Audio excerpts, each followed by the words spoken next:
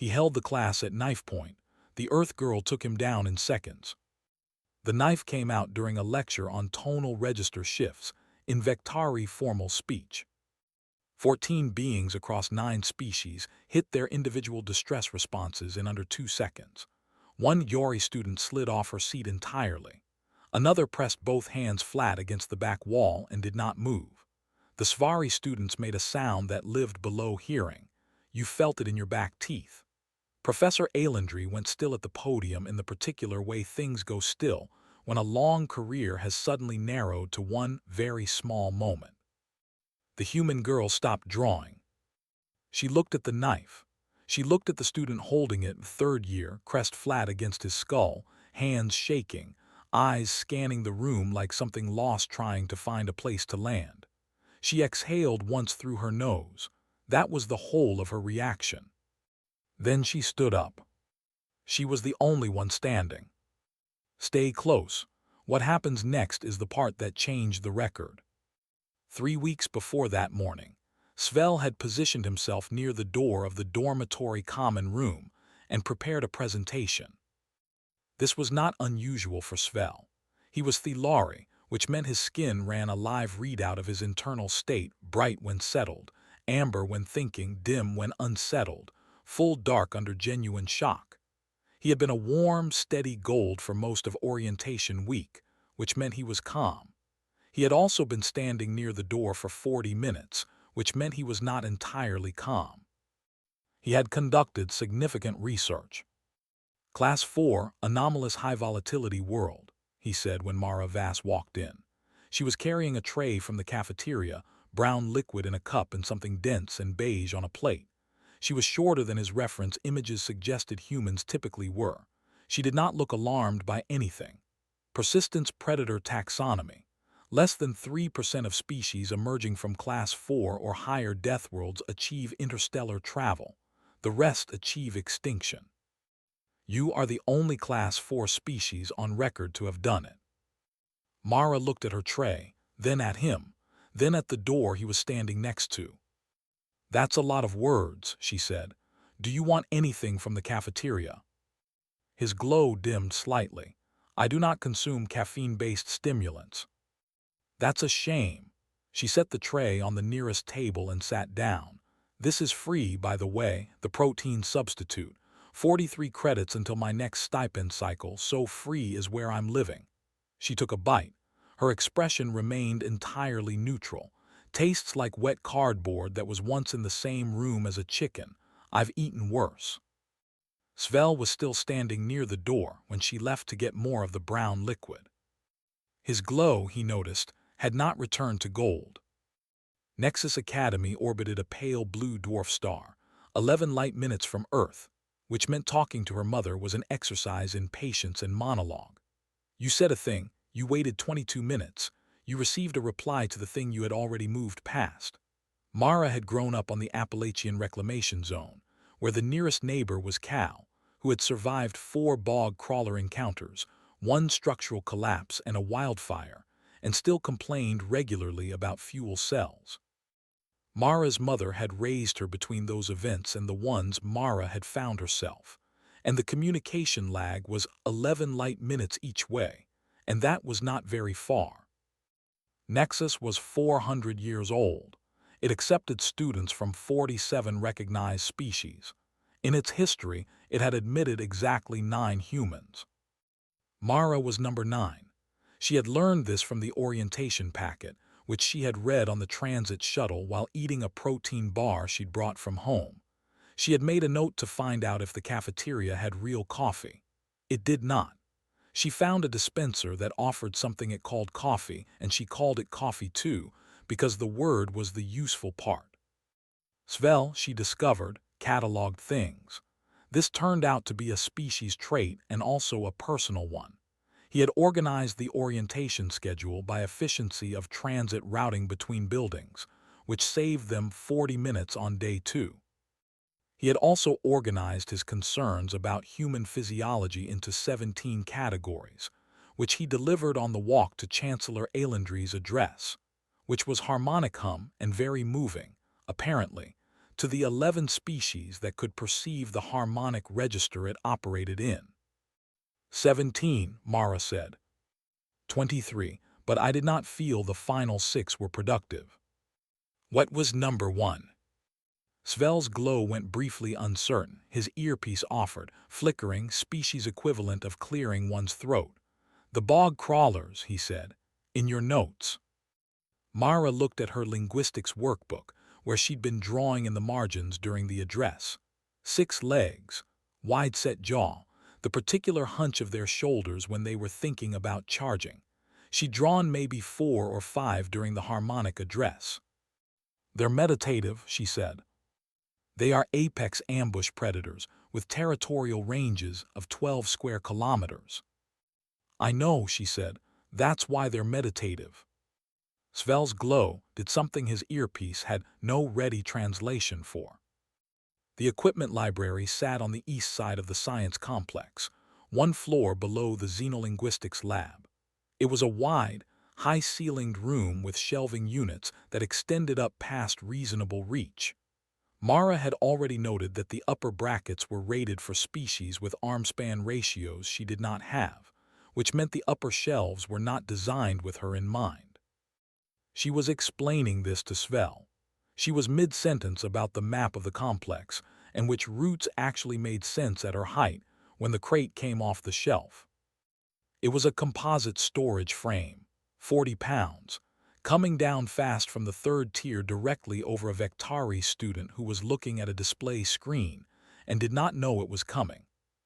Mara caught it one-handed. She set it on the floor, finished her sentence about the map, and looked at the shelf bracket, which had a hairline crack along the mount. That bracket is loose, she said. Someone should report it. Svel had gone dark. Not dim, not amber, dark, complete power cut, the way his species went under genuine shock, the bioluminescence dropping to nothing like a light removed from a room. The Vectari student turned around, looked at Mara, looked at the crate on the floor, and made a vocalization his earpiece translated as structural distress, non-directed. He left without speaking. His footsteps were the only sound in the room. Mara looked at Svel. You okay? She said. He did not immediately answer. They walked back to the dormitory in silence. His glow came back slowly, the way embers do when someone blows on them. Amber first, then warmer, then nearly gold by the time they reached the corridor outside their rooms. Are all humans like you? He asked. She thought about her mother. She thought about Cal, who had complained about fuel cells while holding a field compress against a bog crawler bite and waiting for the medical transport. She thought about the kids she'd helped teach the settler safety course at 15, 12-year-olds learning to read animal posture and weather shifts, and the sound a slope makes right before it moves. Honey, she said, I am the boring one. Svel's skin flickered. Uncertain laughter his earpiece offered, species equivalent. The Commons gathering was in the main atrium on the 3rd evening. Not mandatory, described in the schedule as informal interspecies orientation exchange, which meant everyone standing near species they already knew and occasionally looking across the room at species they didn't. Mara stood at the back with her cup of not coffee. She was watching the room do its sorting, which was interesting, and thinking about the acoustic difference between the Svari cluster in the far corner, who communicated partly below her hearing range, and the Yori students near the window, whose body language was extremely expressive once you started learning to read it. There was a Keth student watching her from across the room, tall, gray-silver, with the jaw stillness that the prep materials had described as a neutral affect display in Keth expression register. He was watching her the way you watch something you haven't quite categorized yet. She looked away first because her coffee was getting cold. Svel appeared at her elbow. His glow was warm amber settled, no longer anywhere near a door. He has been watching you for 11 minutes, Svel said. The Keth student. His name is Draven. He is enrolled in cross-species political theory and advanced xenolinguistics. He asked about you at the species resource meeting this afternoon. Mara drank her coffee. What did he ask? Whether human stillness indicated focus or disengagement. I said focus. He said he thought so too. A pause. He was correct. She looked across the room again. Draven was still standing in the same place, but he had turned slightly, not looking at her now, talking to an Yori student, jaw still, hands quiet. He was, she thought, also watching without looking. She recognized that. 11 minutes is a long time to watch someone, she said. You caught a 40-pound crate one-handed this morning, and then finished a sentence about building maps, Svel said. I have been watching you for 3 weeks. Mara considered this. Fair enough, she said. The xenolinguistics lecture was on a Tuesday. Professor Ailendry taught the intro seminar in addition to her role as chancellor, a holdover from the Academy's first century, when the faculty was small enough that everyone taught everything. The lecture hall was tiered, Svari architecture, designed for species whose resting posture involved a lower center of gravity than Mara's. She sat sideways with one knee up, which worked better. Professor Ailendry had looked at her posture on the first day and chosen not to address it. The lecture was on tonal register shifts, how the angle of the Vectari crest during a vowel cluster changed the social weight of the sentence. It was genuinely interesting. Mara had her linguistics workbook open and was drawing in the margin, the hunch of bog crawler shoulders, the placement of the jaw, and listening at the same time, which was how she had always done it. The door opened. She knew before she looked up, not from the door sound, from the room. 14 individual distress responses registered in under 2 seconds, and the quality of the silence that followed was specific. It was the silence of things that have suddenly found their flight response unavailable. She looked up. The student at the front of the lecture floor was Vectari. She had seen him twice in passing, never formally. 3rd year. His crest was fully flat against his skull, which the prep materials said was shame and exhaustion, not aggression. He was holding a mourning blade, Vectari ceremonial alloy, functional edge. She had read about the ceremonial context. This was not the context. His hands were shaking, the falling apart kind of shaking, not the focus kind. His eyes were moving over the room, looking for something to land on. He was not there to hurt anyone. He had run out of other places to go. Mara looked at his wrist, loose, not gripped. Blade angle out, not up, wrong for active intent. Crest flat from exhaustion. Eyes scanning, not targeting. She set down her pen. She exhaled once through her nose. She stood up. She walked toward him the way you walk toward something you don't want to startle. Not slow from hesitation. Slow from reading. The way you move when you know exactly what the animal in front of you is doing and why, and the worst thing you can do is make it feel cornered. 6 feet out she stopped. The room held its various forms of stillness around her, 14 beings locked in their individual freezes, Svel dark somewhere behind her left shoulder. She said quietly, only to him, "Hey, you look like you're having a really bad day." Prose's jaw moved. No sound came out. His crest, already flat, pressed fractionally lower. The blade dipped. His grip had been loose from the start, not a fighting grip, not even a holding grip, more the way you hold something when you've forgotten you're holding it, and now his wrist softened and the blade went down another inch, point toward the floor. That was the moment. 1 step diagonal, left hand moving to redirect the blade arm at the forearm rather than the wrist, less resistance, less pain, less chance of reflex tightening. Right hand over the joint, small circular pressure, the Appalachian settler safety technique developed for situations involving large territorial fauna that had wandered somewhere it shouldn't be. The principle translated. It always translated. The knife was in her hand. Prose was sitting on the floor. He had not been thrown. He had not been hurt.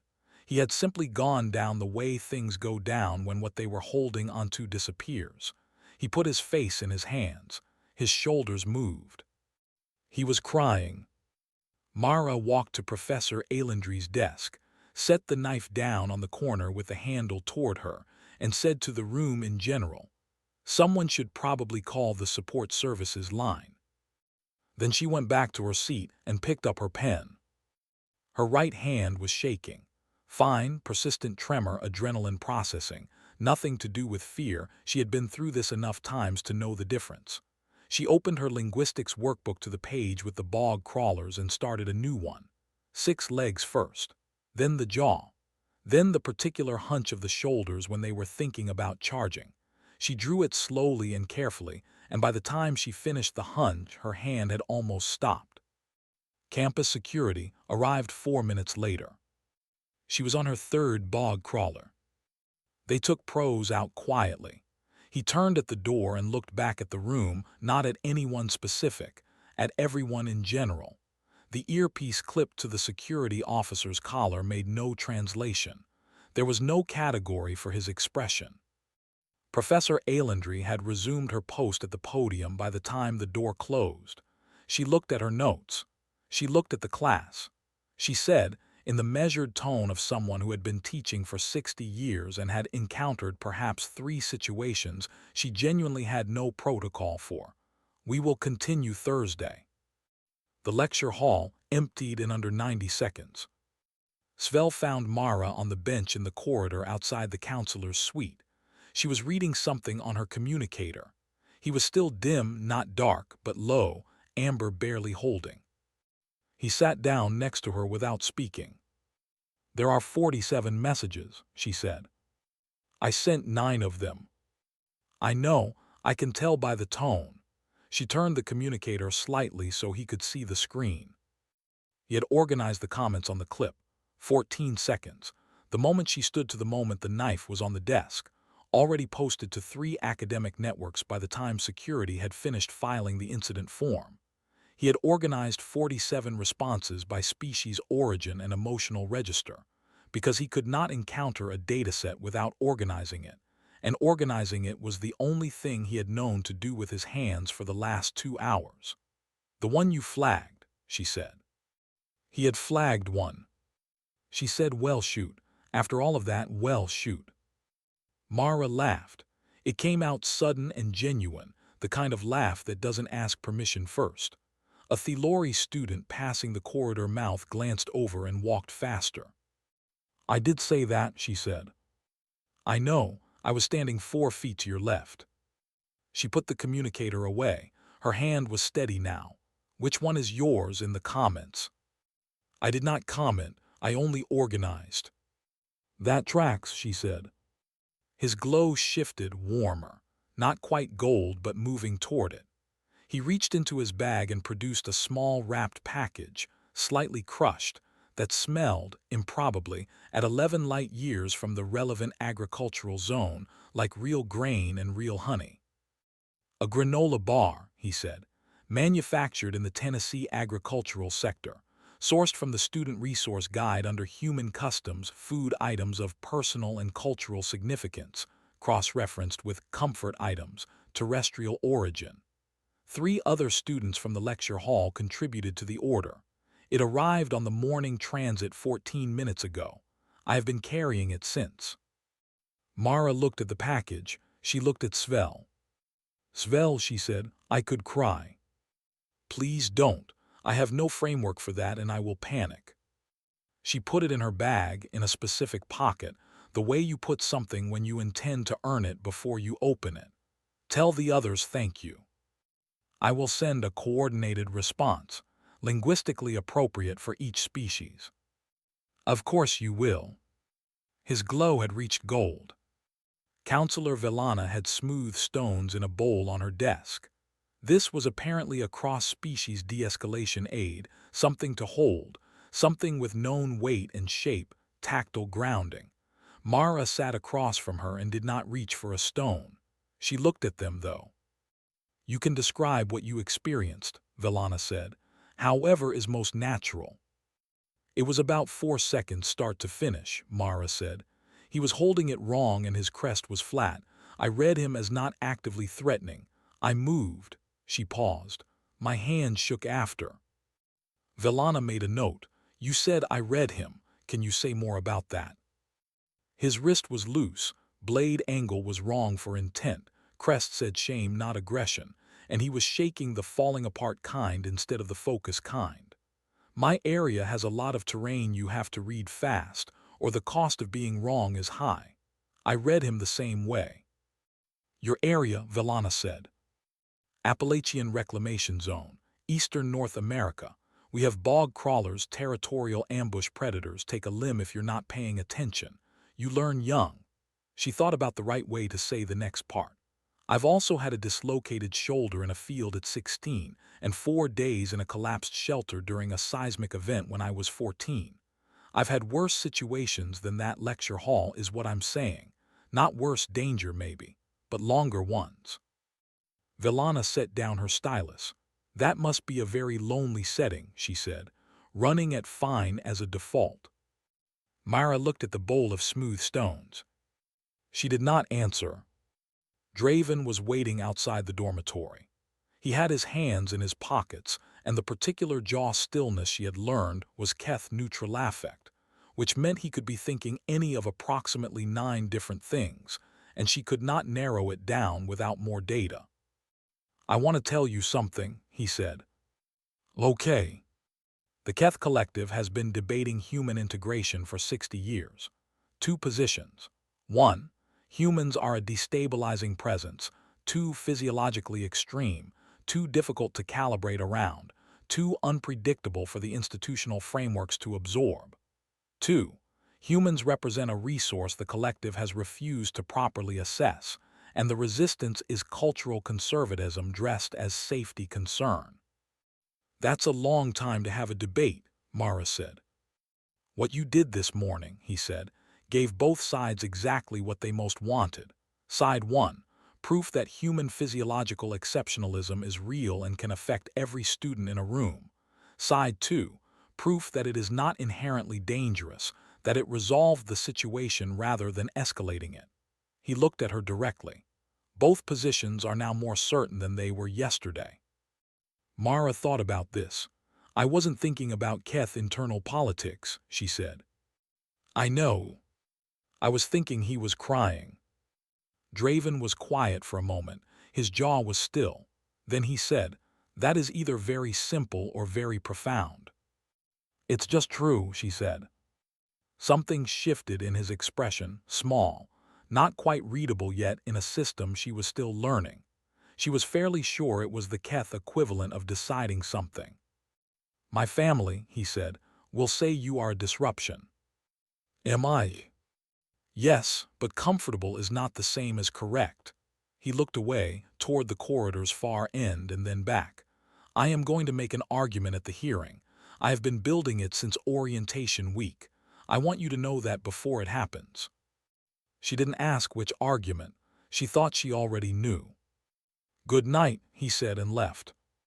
She recorded a message to her mother sitting on the edge of her bed, with the lights at half. She said, Nexus is what the orientation materials described.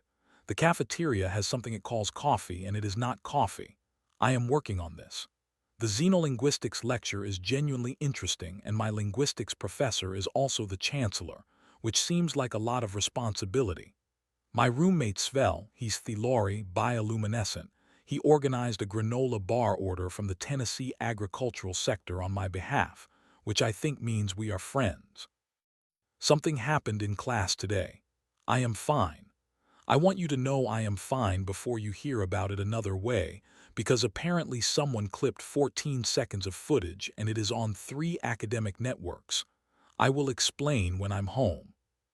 She did not mention her hand. She sent it. Then she sat in the dark and waited for 22 minutes. When the reply came, it was 3 words. You okay, baby? She sat in the dark for a long time after. Svel came back at the 23rd hour. He stopped in the doorway, reading the dark. Is that the setting you run at, he said, or the real kind? She thought about it honestly, which was the only way she knew how to think about things. Mostly the setting, she said, but underneath just a little also the real kind. He came in. He did not turn on a light.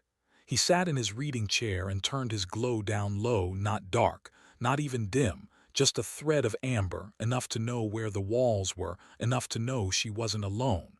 He gave her quiet without leaving. She thought, 11 light minutes is not that far. She thought, I have eaten worse than whatever tomorrow is. She thought, after a while, something she didn't put into words yet because it wasn't ready, that the thing Draven was going to argue at the hearing was true, and that it was going to cost him something with his family, and that she didn't know yet what to do with that. She fell asleep, with the light of Svel's glow, making a faint amber line on the dormitory wall. The formal hearing was in 3 days.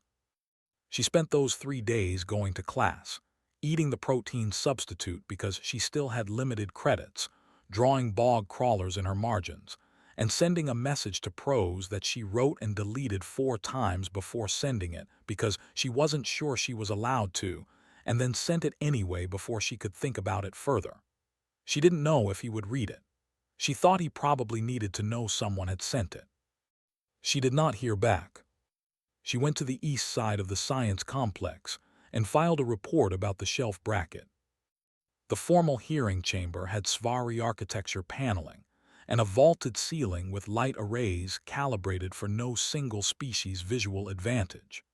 23 officials from 9 species sat across a curved table that was designed to convey both authority and theoretical impartiality, which meant it mostly conveyed a very large curved table. Mara sat sideways with one knee up. Runval, the Yori administrator who was chairing the panel, made a notation and did not comment on the posture. Crestal opened with a procedural statement about the collective's cultural framework for communal threat response. His crest moved as he spoke, semi-independently, as if it were running its own separate calculations while his words ran theirs. He was not, Mara decided, malicious. He was a very organized person operating inside a very organized framework that had never encountered something that didn't fit one of its slots. In the collective's cultural framework, he said, moving toward a declared threat in a communal space is categorized as either a dominance display or a territorial aggression. Which category applies to your actions on the morning in question? Mara looked at him. Neither, she said. Crestal's own crest moved, a small independent adjustment recalculating. Would you clarify? A dominance display is a choice made to establish position relative to another party. A territorial aggression is a response to a perceived encroachment. She kept her voice level, the same tone she would have used to read a weather report. I was not establishing position. He was not encroaching on anything I owned. The category doesn't apply because the behavior you're describing wasn't what I was doing. Then describe what you were doing. Making a conclusion. She shifted slightly, settling the knee that was up more comfortably against the seat back. A decision is when you weigh options. A conclusion is when the information only points one direction. I wasn't deciding. I was following the information. Crestal made a notation. His crest adjusted again, the semi-independent movement of something recalibrating against a surface it hadn't expected to find there. He was, she thought, a very organized person. It wasn't his fault that organized systems developed blind spots around things that didn't fit the filing system. The SciFi official to his left, the one with the secondary set of sensory appendages folded precisely across his chest, spoke without looking up from his own notes. You listed your training background in the preliminary submission, he said. Settler Safety Program, age 10. Advanced Certificate, age 13. Assisted in instruction at ages 15 and 16. That's right. You began training in physical intervention at age 10. We started with terrain reading and weather pattern recognition, Mara said. The intervention component was more age 15, 16. But yes, most children in your region began such training at this age. Most kids from my area, yes. She thought about how to say the next part. The Appalachian Reclamation Zone has a lot of terrain you have to know how to move through. Bog crawlers, seismic instability, whether that changes fast. The settler safety program exists because the cost of not knowing things is high. Starting young is practical. The chamber was quiet for a moment.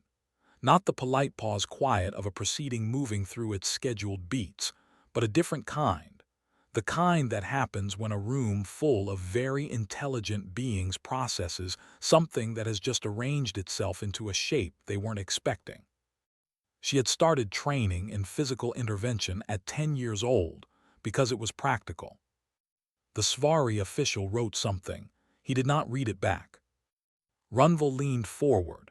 She was Yori pale gray-green, a species whose emotional tells ran through the subtle shift of secondary eyelid position, which meant Mara couldn't read her as well as she could read Svel or Draven, but the posture said something. Interested. Genuinely, not procedurally.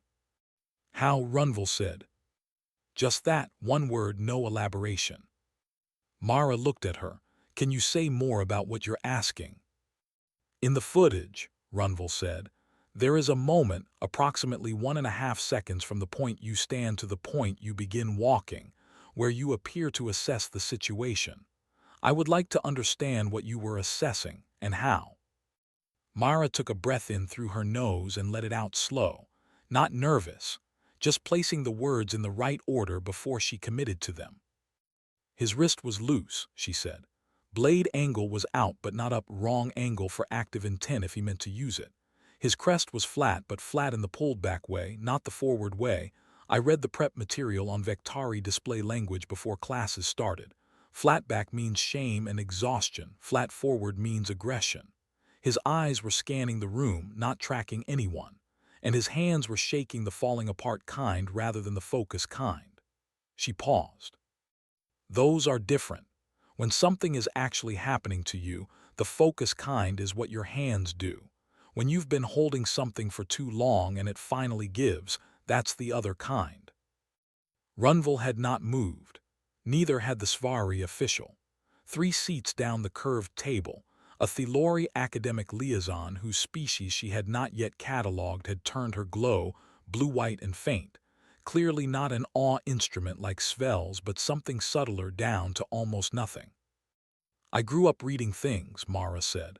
Terrain, weather, animals, faces, anything that tells you what's happening before you have to find out the hard way. You do it fast and you do it accurately because being wrong has a cost. I read him the same way. Runval sat back. She wrote something long. In 1.5 seconds, she said, not as a question. The information was clear. It didn't need longer. The chamber broke for a procedural interval.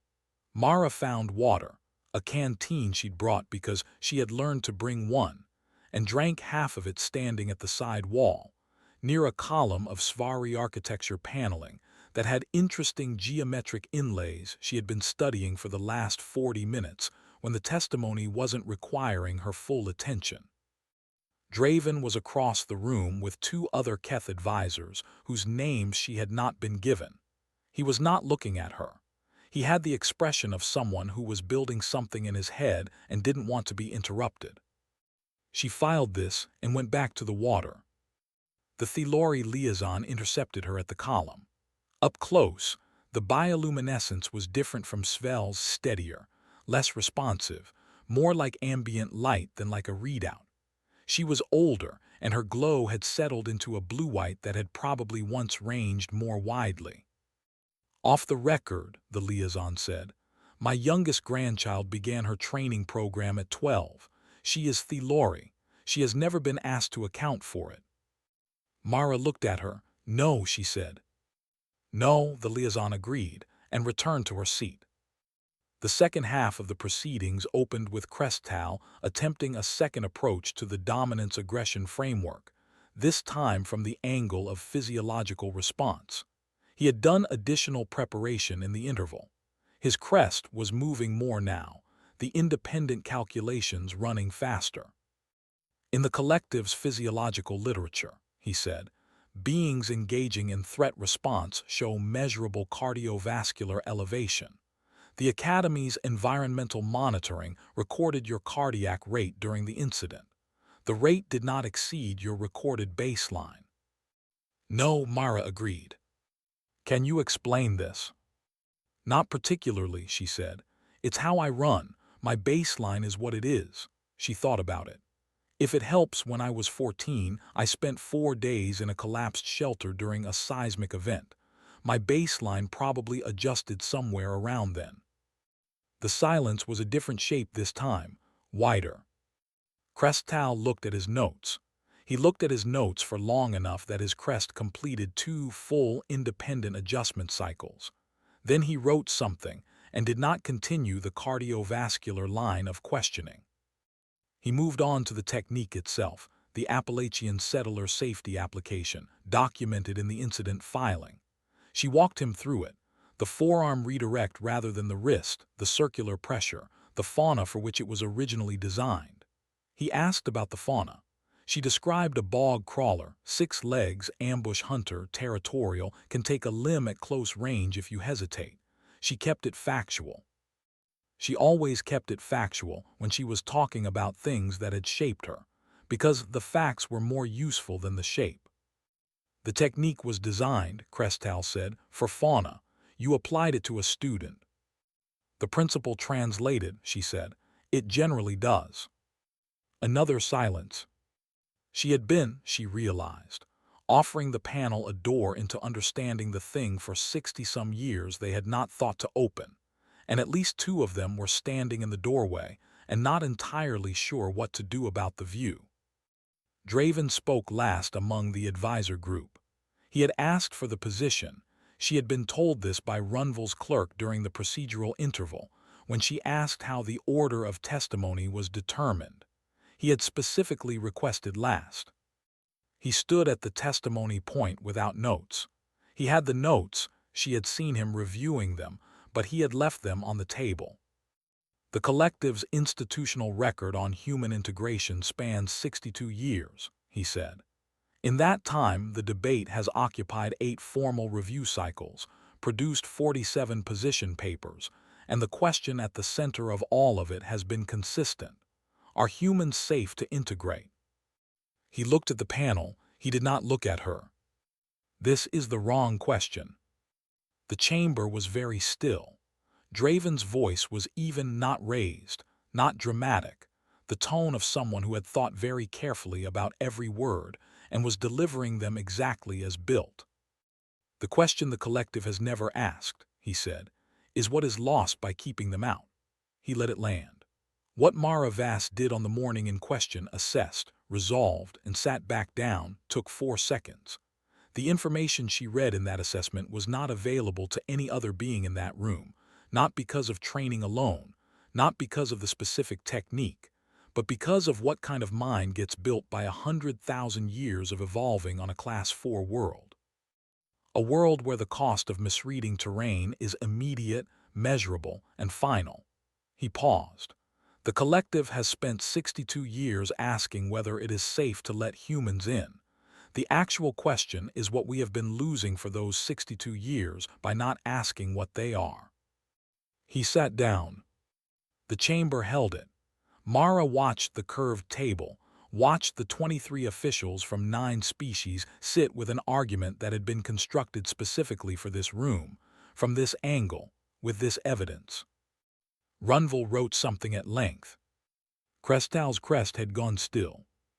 She almost let the panel move to its deliberation without speaking. Then she didn't. There's one thing I want to raise, she said, before you deliberate, if that's in order. Runval looked up. It is in order.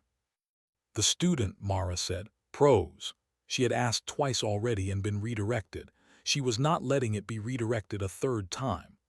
I asked about him in my preliminary filing and was told it was outside the scope of the proceedings. I understand that. I am not asking for details. I am asking that someone confirm on the record that he has a support team, that someone is actually paying attention to him. Crestal began to form a redirection. Runval raised a hand, small movement, and he stopped. He sat on the floor, Mara said, and he cried. That is not a person who wants to hurt anyone. That is a person who ran out of road and didn't know where else to stand. What brought him to that room is still in him somewhere. I am less interested in what he did with it than in whether anyone is helping him carry it. She kept her voice steady. He is more important to me than the question of what category my approach fell under. The chamber was quiet. A different kind of quiet, the kind that happens when something true lands somewhere it wasn't expected. Runville said, "He has a full support team assigned. He is receiving comprehensive care. I can confirm this for the record."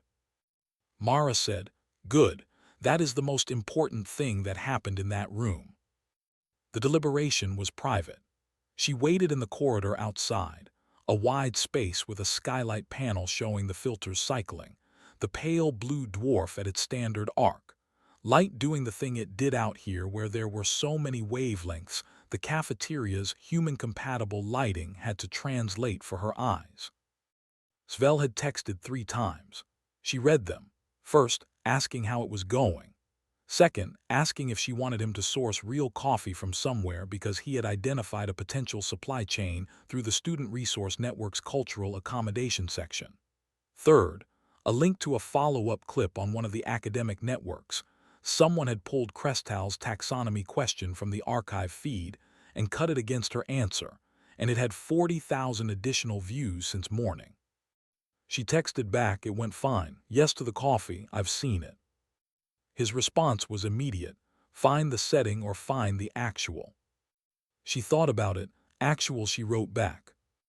A pause. Then, "Your cardiac rate didn't exceed baseline. I checked the monitoring data."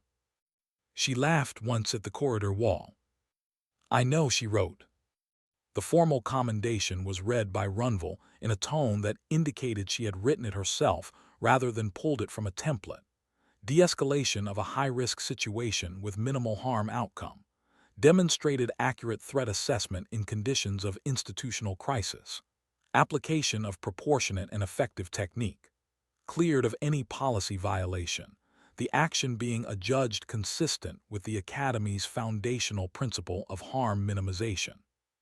Crestal seconded the commendation. His crest was still. She said thank you and meant it neutrally, which was what she always meant when she said it in institutional settings. Draven walked with her to the main corridor. "My family will say you are a disruption," he said. "Am I?" "Yes." He said it without hesitation, which she appreciated. "But the collective has been very comfortable for a very long time. Comfortable is not the same as correct." She thought about that. About 62 years of the wrong question. About the Svari official who had written something he hadn't read back. About Runville leaning forward and saying how, just that, because it was the right word for what she was actually trying to understand. "The argument you made," she said. "Yes. You said it was going to cost you something with your family." He was quiet for a moment. "I said they would say you are a disruption." "That's a different thing." "It is," he agreed. She looked at him sideways.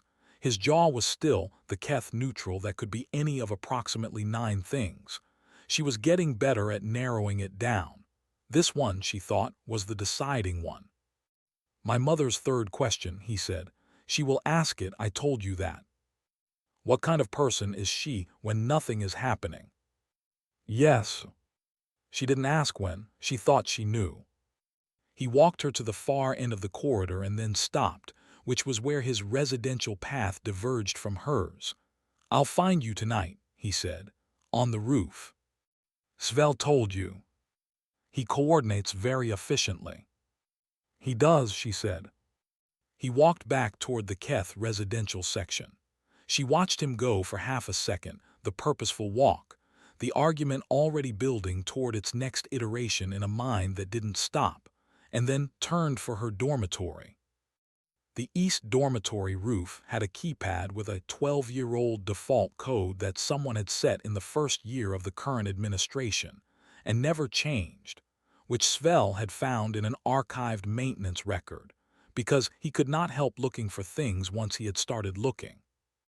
The door opened onto a maintenance walkway and then a wider service platform with a railing, and from the railing you could see all 4 orbital rings when the filters were cycling. and the pale blue dwarf at whatever arc it was on, and the station's atmospheric system making its slow, visible work of the air. Mara got there first. She sat on the railing with her back against the support column, technically not the safest configuration, but the railing was rated for 3 times her body weight, and she had assessed it before she sat on it, which was the kind of thing she did automatically and mostly didn't think about. She ate the second half of the granola bar. She had been saving it for something she'd earned, and this, cleared, commended, Runval's house still sitting somewhere behind her sternum in the place where good things settled, was what she had earned it for. It was slightly crushed, and the honey had crystallized a little at the edges, the way honey did when it had traveled a long way, and it tasted exactly like the Tennessee agricultural sector tasted in her head, like the decision to reclaim something. Like 40 years of people deciding the ground was worth saving and doing the stubborn, patient work of it, like the particular sweetness of things that had been fought for slowly. It tasted like home, not the soft version, the actual version.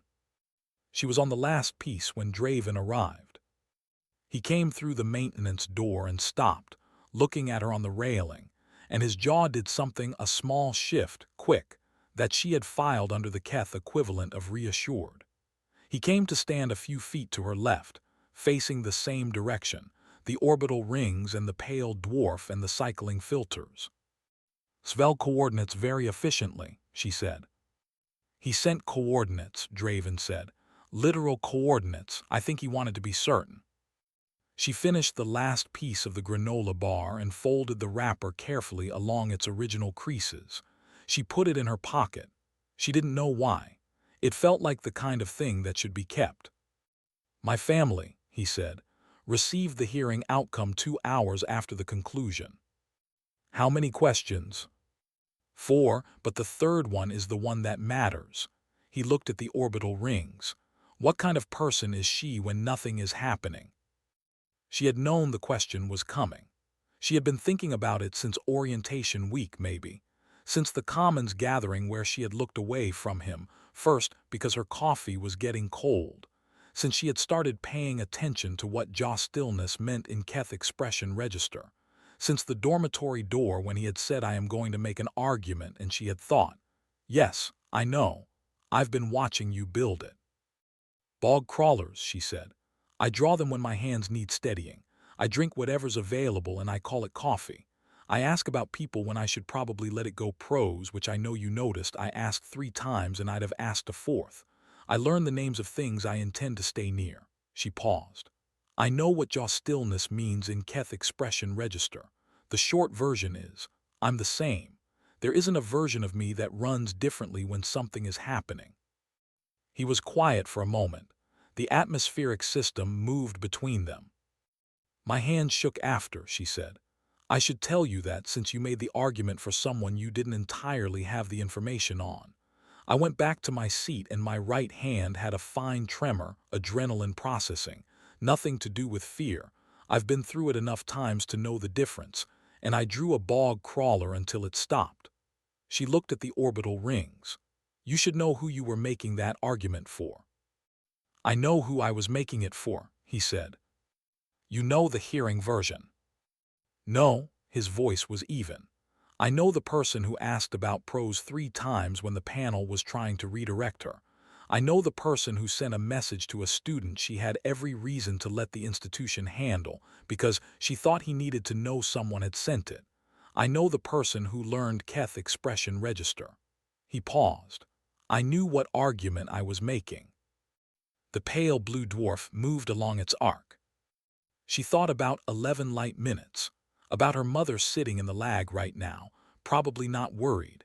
She had been raised by someone who knew that the boring ones came back, and she had learned to be the boring one by specific and deliberate example. The granola bar wrapper was in her pocket. Svel's glow was going to be amber under the dormitory door when she got back. She reached into her bag and pulled out her notebook. Found the page with the bog crawlers, the one from that morning, the third one she'd been on when campus security arrived. She held it out to him. He looked at it. "Native fauna," she said. 6 legs, ambush hunter, territorial. They can take a limb if you're not paying attention. Very consistent behavior once you learn it. What makes them calming to draw? She thought about the real answer, which took a moment to locate. My grandfather drew them. He grew up in the reclamation zone before the main settler programs established, when it was still mostly rewilded land and the bog crawler population was at its highest density. He drew them in the margins of everything, his whole life. He said drawing them meant you'd already made it through. She looked at the notebook. I started doing it when I was 8 or 9. By the time I had my own encounters, I already had the habit. Draven was quiet. He was looking at the drawing. The reference material, he said. I asked to see it sometime. I know. She took the notebook back, didn't close it. That's a different kind of asking than the panel asking. I know that too. She looked at him sideways, the settled jaw, the second orbital ring starting its lower arc, the expression of someone who had said the thing he came to say and was now in the part that came after. She was beginning to understand that the part that came after was where he was most himself. When the argument was made and he was just standing somewhere, looking at the same things she was looking at. His mother's answer, Draven said, to the third question. She waited. She said, "You are exactly the same when nothing is happening," she said. "That is very unusual." The station's atmosphere did its work around them. Mara let that sit where it needed to sit. "Walk me back," she said, "and then go home and call her." He didn't argue. They went down through the maintenance stairwell, which was the only way down unless you waited for the service lift, and it was a narrow stairwell with the kind of industrial lighting that made everything look like a decision. He walked her to the dormitory door. "Good night," he said. "Good night," she said. "Tell her the third question had a good answer." He walked back toward the Keth residential section without waiting for her to respond. She stood in the doorway for a moment and watched him go, because she found she wanted to, and because she was learning that wanting to was information, and she had been taught from a very young age to pay attention to information. Her communicator had a message from Pros. It had come in during the roof, an hour ago maybe. She hadn't felt it arrive. She stood in the dormitory corridor and read it before she went in. "I don't have words, not in Standard, not in Vectari.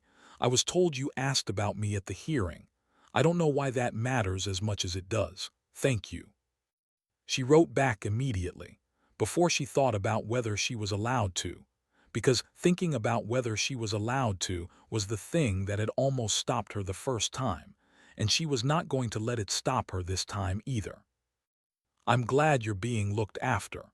The only thing I want from you is to still be here next semester." She hit send.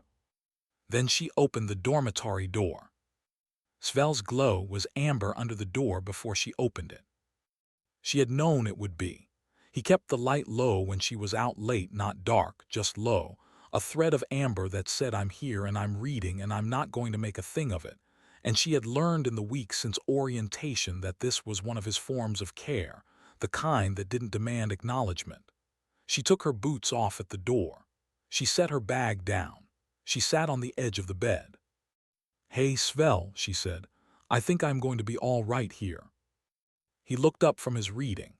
His glow, warm amber, steady, the settled version she was coming to know best, shifted at the edges, moved towards something that didn't have a precise name in the translation database yet, though she was tracking it. Something warmer than amber. Something in the territory of "I already knew that, but I'm glad you do." "I know," he said. "I have met you. The literature doesn't know everything."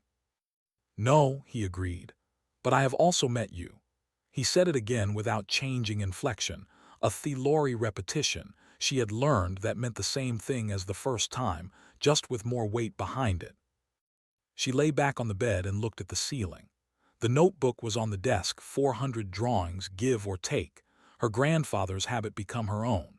The hunch of the shoulders, the wide-set jaw, all 6 legs, in the margins of every class she had taken since she was 8 years old. Not a coping mechanism, not a therapeutic tool, a record. Every drawing a confirmation. She had been present, she had read the terrain correctly, and she was still here. Draven had asked to see the reference material. She was going to let him. Svel turned his glow down to a barest thread of amber. It made a thin, warm line on the dormitory wall. She looked at it for a while. 11 light minutes away. Her mother was probably not worried. She had raised her to be the boring one, and the boring ones came back. That was the deal. It had always been the deal, and Mara had never once failed to hold up her end of it, not in 4 days in a collapsed shelter, not in a lecture hall at 35% of the way through an interstellar semester, not on a roof 11 light years from the Appalachian Reclamation Zone, with the real version of home dissolving in her mouth. She closed her eyes. Staying is the whole point. The boring ones come back. That has always been the deal. Svel's amber glow made its thin line on the wall. The pale blue dwarf continued its arc. The notebook full of bog crawlers sat on the desk, 400 confirmations deep, waiting for the 401st. She was going to stay.